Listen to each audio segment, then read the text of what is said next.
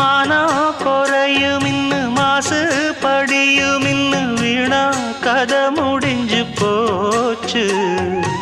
ஈசான மூலையில லேசான பள்ளி சத்தம் மாமன் பேர சொல்லி பேசுது.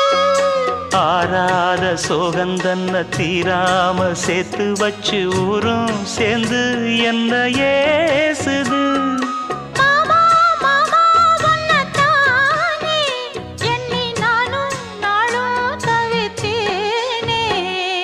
கூண்டுக்குள்ள என்ன வச்சு கூடி நின்ன ஊற விட்டு கூண்டுக்குள்ள போனதென்ன கோலக்கிளியே.